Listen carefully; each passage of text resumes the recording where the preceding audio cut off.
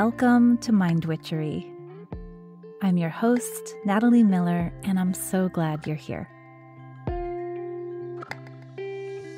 Hello, my friend. Long time, no Mind Witchery.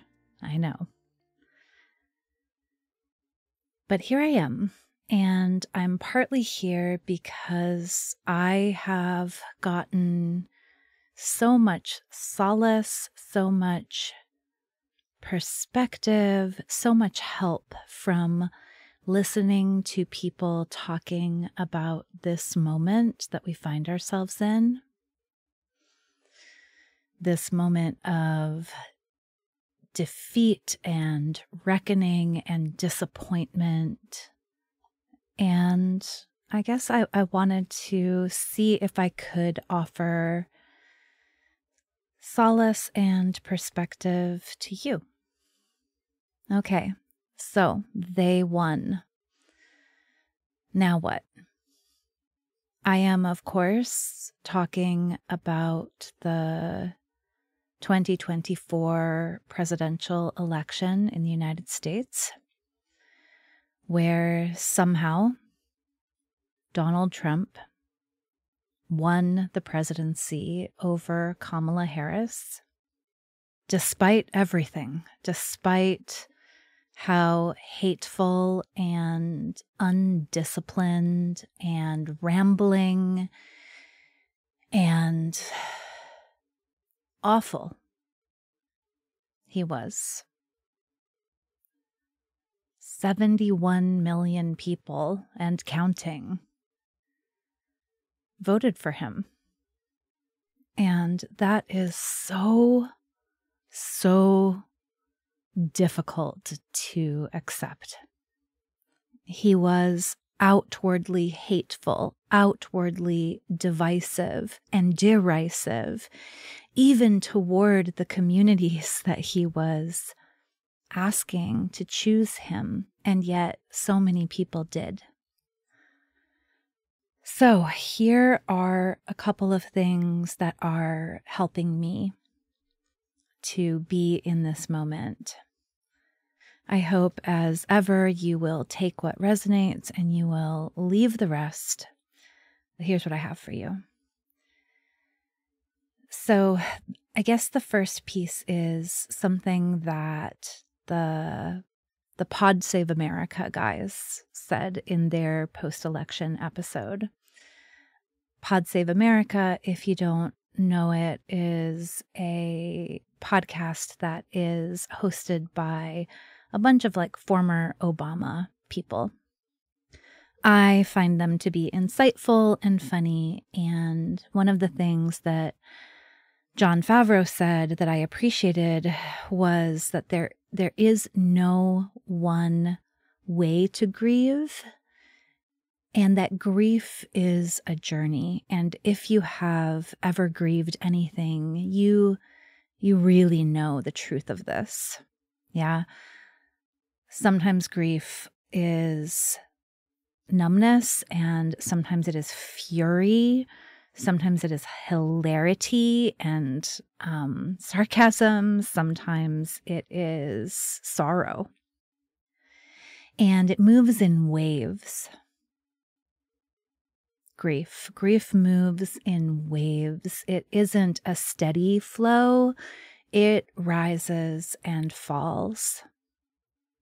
And I think just having that freshened perspective of grief was really helpful for me as I've been navigating mostly numbness and then some big and sudden waves of, well, for me, mostly fear, anger, and sorrow.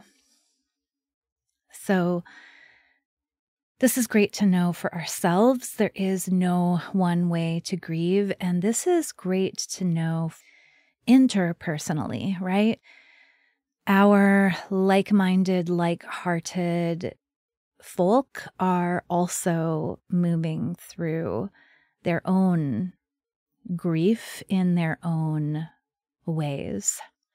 I know that I personally am getting really frustrated with the blaming and the tactical analysis, people trying to figure out whose fault it is and, where things went wrong.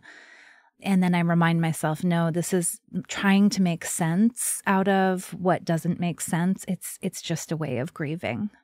Yeah. So I don't give it any more energy, and I just try to make compassionate space for it.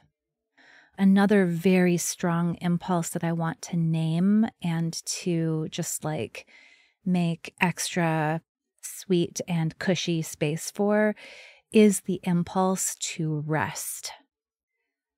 Because whether it is in this election cycle or in these last 8 or 9 years, or if it is for most of your life on this earth, that you have been fighting and advocating and resisting and insisting on your own humanity, that is exhausting. And if there is an impulse in you to just lie down and cover up and take care of yourself, goddamn, that makes sense. And I hope that you will. And I trust, well, I should say, I am learning to trust. I'm still working on this myself, but I do trust, I am learning to trust more and more that the more thoroughly we allow ourselves to rest, the more restorative that rest is. And so if that is your impulse, by all means, please do that. I will say that, for me, when I hear people talking about how we've got to fight and we've got to organize and we've got to figure out what this next wave of resistance looks like, I just feel exhausted. And I know that doesn't mean I'm not in, I'm in, but it does mean that right now is for me more a moment of rest and reflection and less a moment of action. And so if that feels like where you are too, I'm just saying that is okay for both of us. Okay, so that was the first thing, that there are lots of ways to grieve, that grief has its own timeline, and that this can be really helpful to remember, both for being with ourselves and also for being with one another. Speaking of being with one another, this is the second perspective I wanted to share with you. Oh, to me, this election is so much about a reckoning with the reality of co-creation. In the United States, and P.S., I know that around the world there has been a rightward lurch of politics, especially as climate change ramps up, as the destabilizing consequences of globalization and late-stage capitalism are present, right? There has been overall a rightward shift globally. So anyway, the reality is that we are co-creating with people who see the world very differently. Here in the United States, we share a country with 71 million people who are willing to vote for Donald Trump. And as Stacey Abrams reminded me on her podcast, Assembly Required, we'll link to these for you in the show notes. As Stacey Abrams reminded me, we also share the United States with a good 60 million people who did not vote. 60 million people who didn't have a say And I think it can be so easy to think of us as like, oh, we're split 50-50. I mean, it's a very, very, very close election. It's a very close election. In the popular vote, Kamala Harris will end up with somewhere around 48% of it, right? It's easy to think of us as split 50-50, but in fact, we are more split in thirds. A third voting for Kamala Harris, a third voting for Trump, and then this third who did not have a say. And so as we are co-creating, we are not only co-creating with Trump supporters, we are also co-creating with people who did not show up. And I hope for you, as it does for me, this ignites curiosity. Why not? Why not? Did they not believe that it mattered? Are they so disillusioned that they don't want to participate? Do they work 3 jobs and raise kids and not have any fucking time for it? Why? We also know, and certainly if you were out there with me canvassing before the election, talking to people, you know, not all of the people who voted for Donald Trump really know what he said or what he promised. Many do, but many don't, because they aren't as informed, as tuned in, because the way that we all receive information has changed so much. Because, quite frankly, being informed, as my partner said last night to my kids, being informed is a luxury. Being informed requires the time and the space and the energy and the connectedness, the type of connectedness to be able to read and to listen and to keep up with what is going on in the news. So listen, it's really understandable and very tempting to just be disdainful about this, right? To just not understand, like, how could you not know Donald Trump's bigotry? How could you not have heard all the warnings from all the people who've said, like, this guy is dangerous? It is frustrating that that message didn't get through. It's even more frustrating that perhaps it got through and didn't matter. What I circle around to again is I really don't know. I don't know and I don't understand. And I guess for me, for now, being curious about that rather than disdainful just feels like there's more room to breathe and to move. When I was out canvassing, I definitely did encounter people who were supporters of Trump.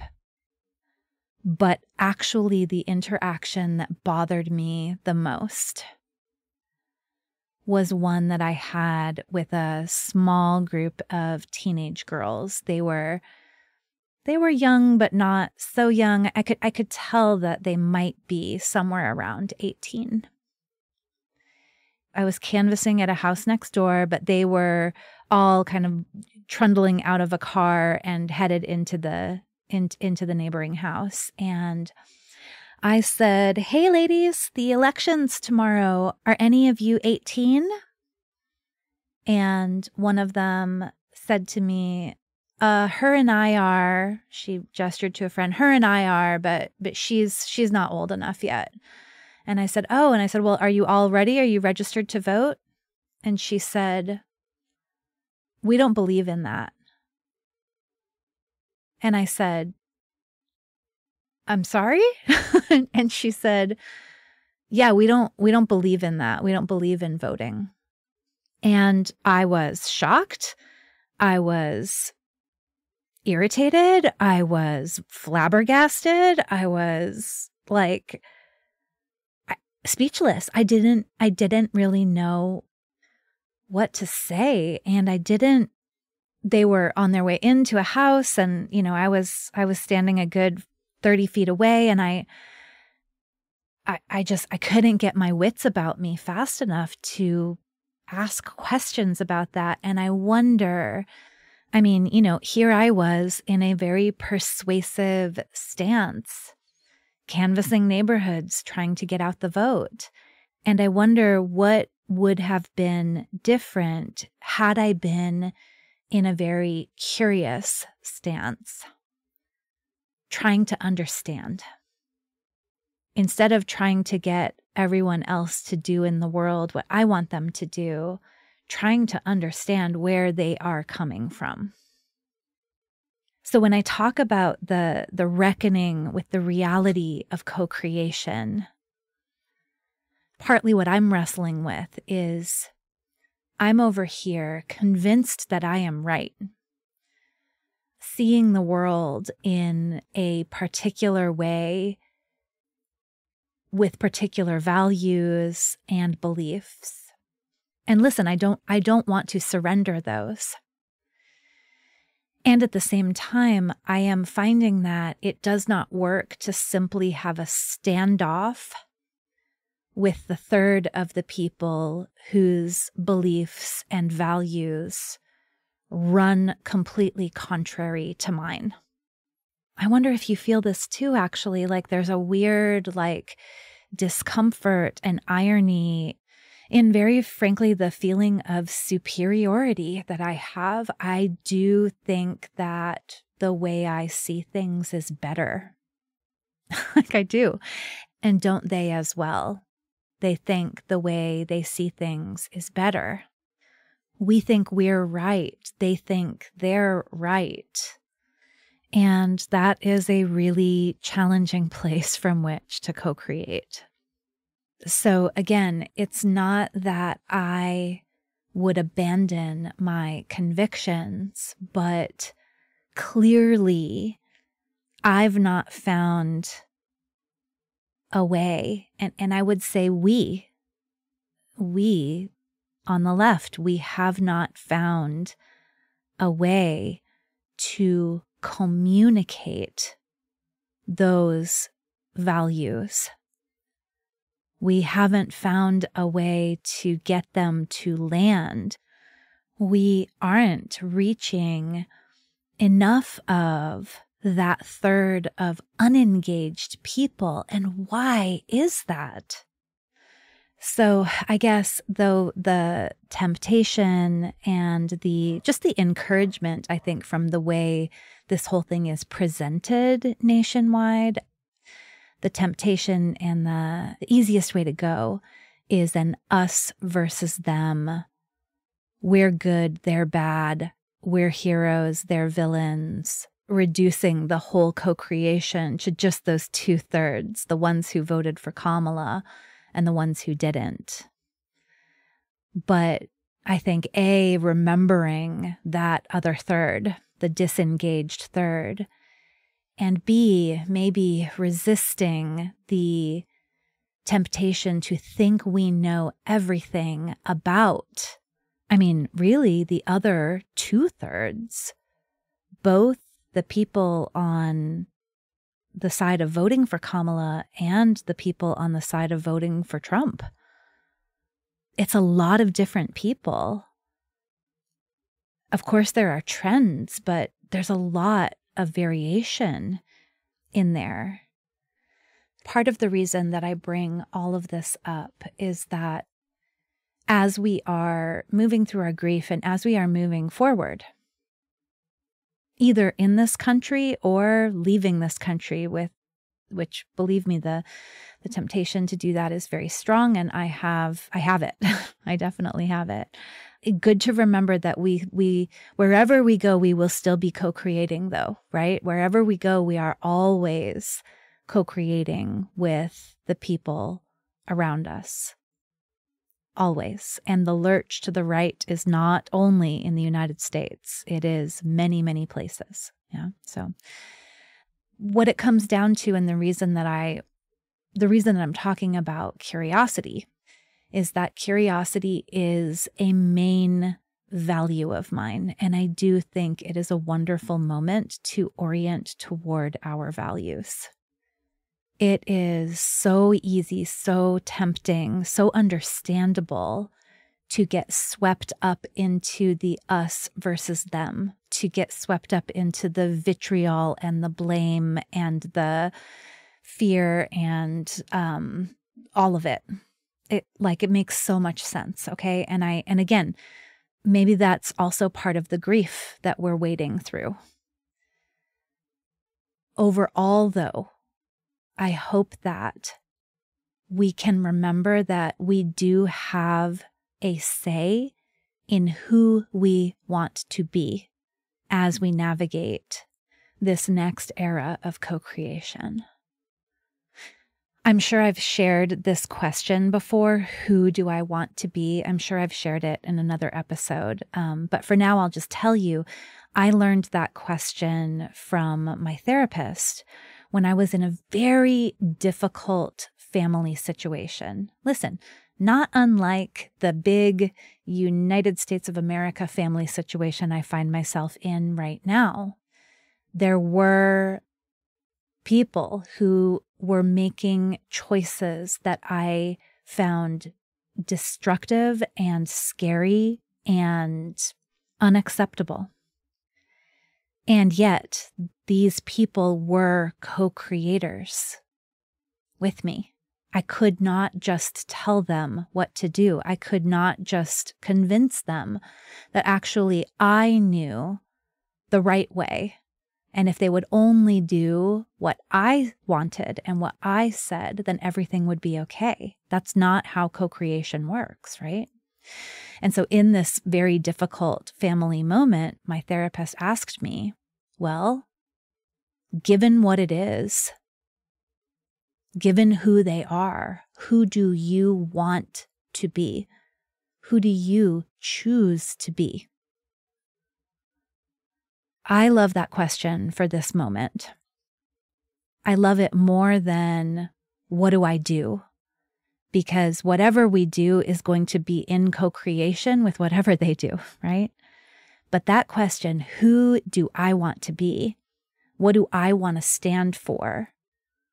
A lot of times in a group workshop situation, my favorite very first question, when we go around the room and we all meet each other, is I ask people, what's the vibe you want to bring to this workshop? Or now, in the current parlance, I'll say, what is the vibe you want to be giving? What are you giving in this workshop?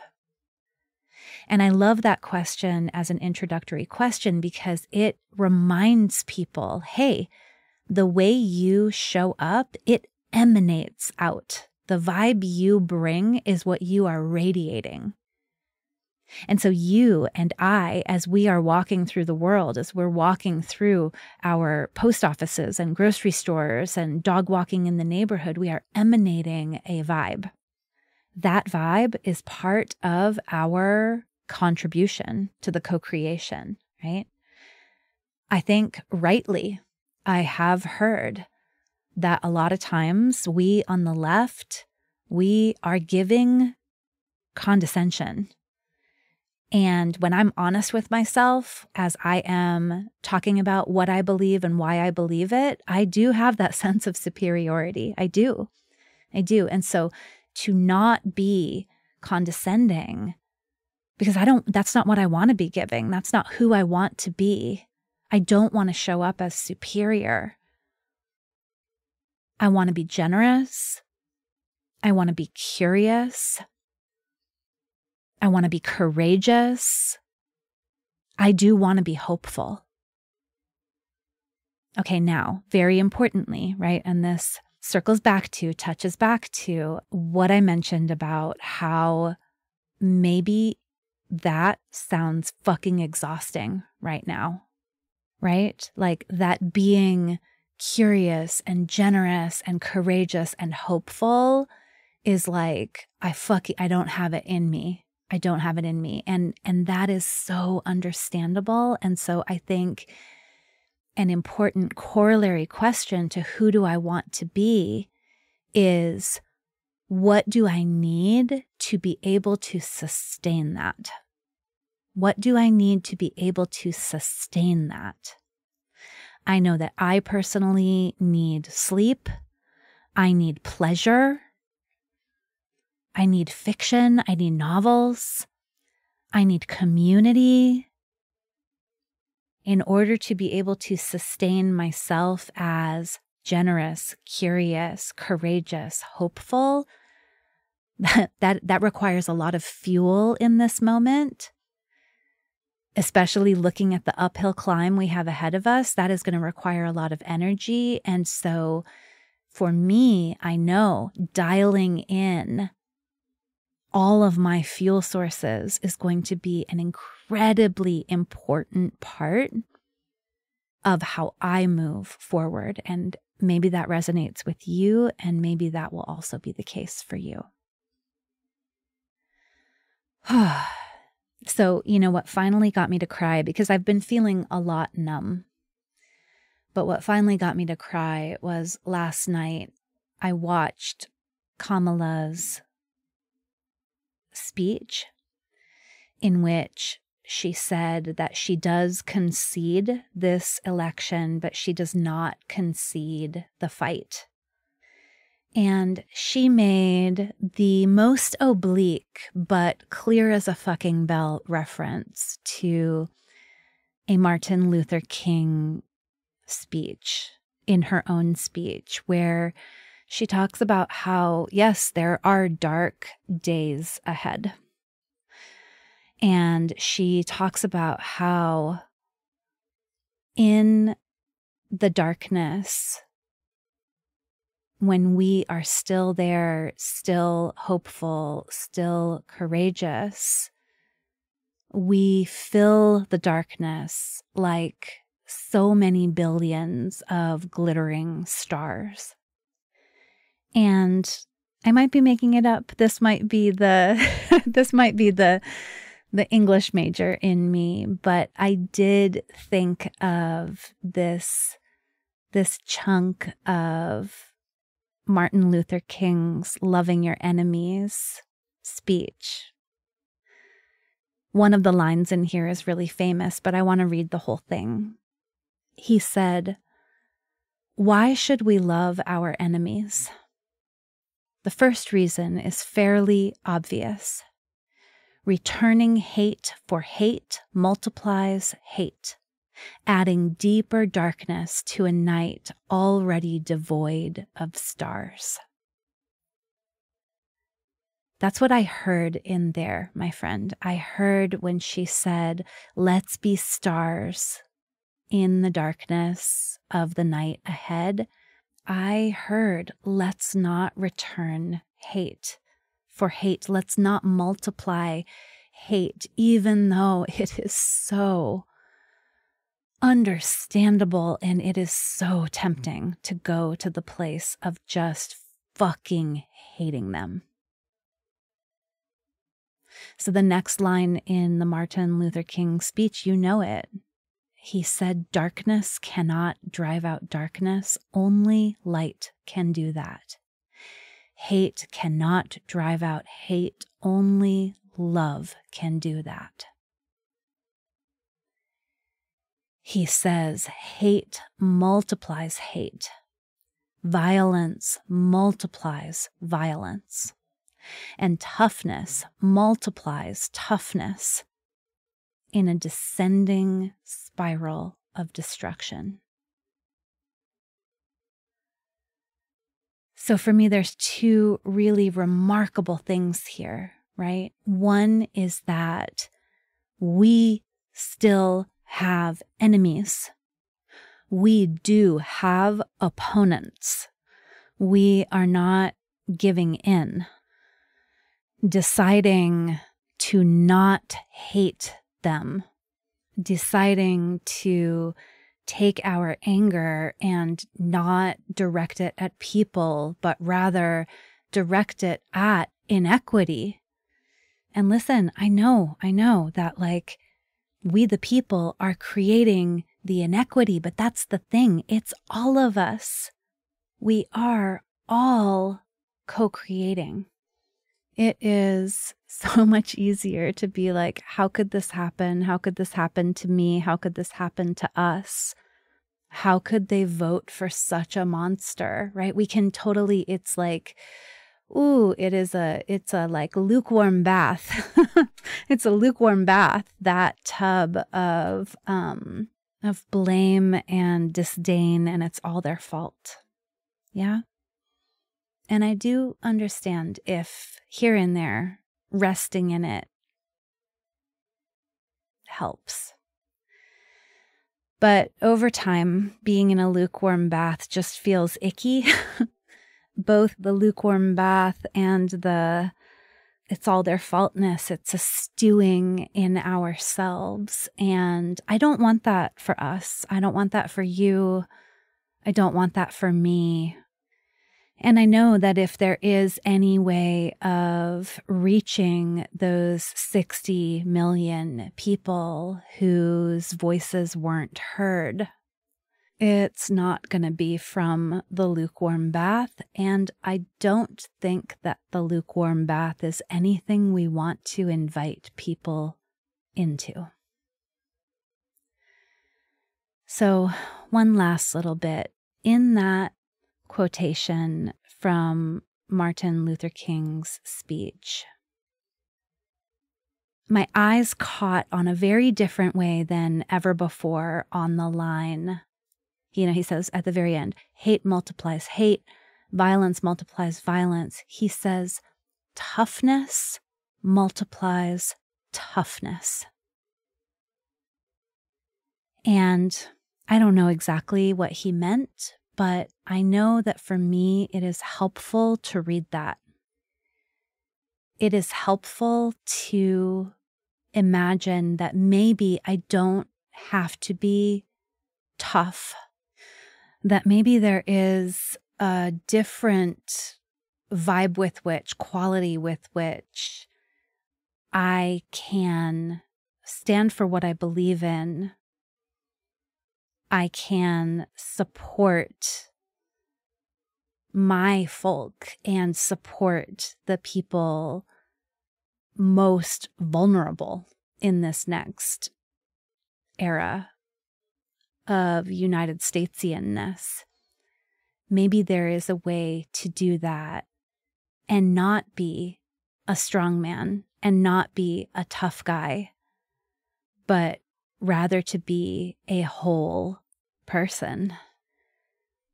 Confused, but also very clear in my heart.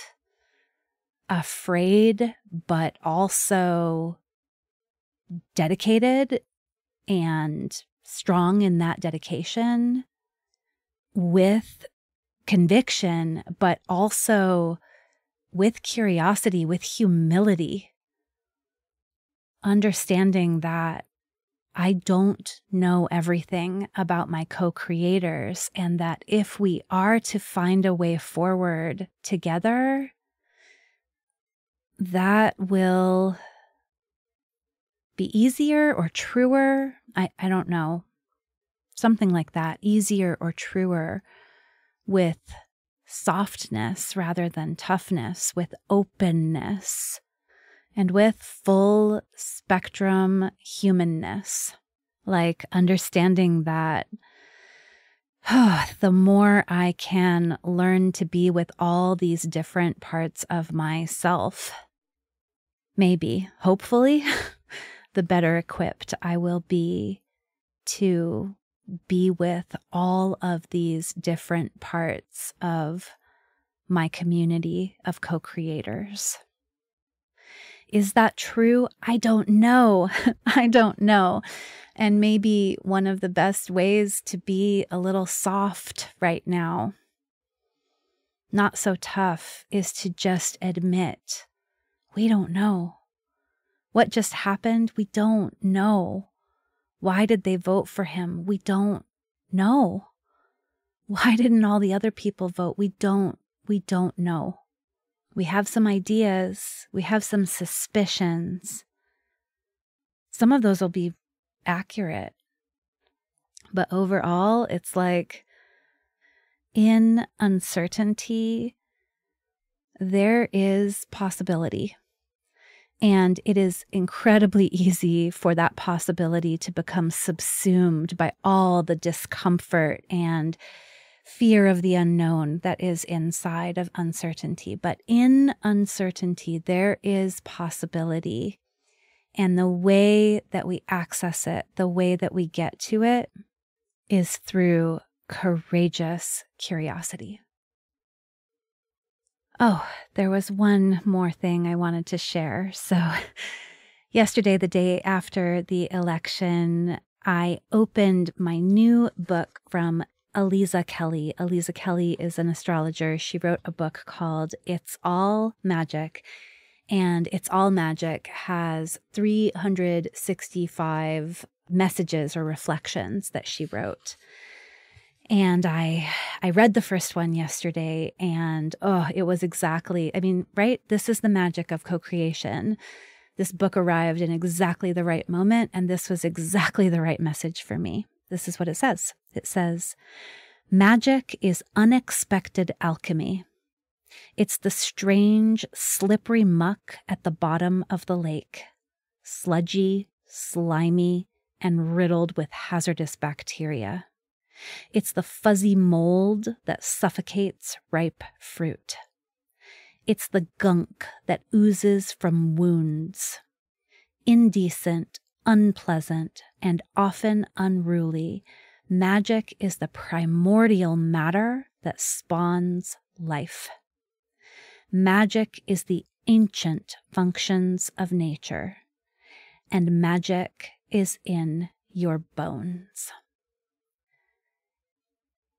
I really needed that perspective because it does feel sludgy and slimy here in this moment. It feels hazardous. It feels suffocating. It feels like we have wounds that just won't fucking heal and are oozing. And to think of all of that as alchemical, to think of that as certainly not pleasant and yet teeming with life, I like that.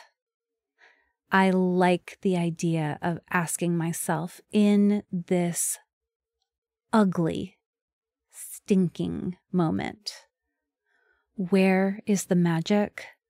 What is it trying to do, to rebalance, to address? And to what is it calling my attention? All right, my friend, I hope that you found something in here that is a balm for you or a glimmer of light for you. I'm sure you've noticed that I haven't been recording lately, and I'll tell you more about that in due time. But it felt really good, actually, to sit down today and to connect in this moment with you. So as ever, thank you so much for listening. Please share this with anyone you think it might help. And bye for now.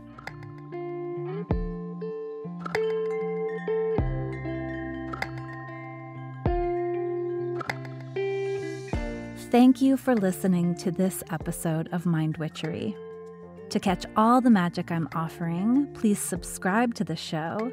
Or if you want a little bit of weekly witchiness in your inbox, sign up for my Sunday letter at mindwitchery.com. If today's episode made you think of a friend or loved one, your sister, your neighbor, please tell them about it. We need more magic makers in this troubled world. Like all good things, this podcast is co-created by stellar people. Our music is by fabulous DJ, artist, and producer Shammy D. Our gorgeous art is by the sorcerers at New Moon Creative. Mind Witchery is produced in conjunction with Particulate Media, K.O. Myers, executive producer. And I am Natalie Miller. Till next time.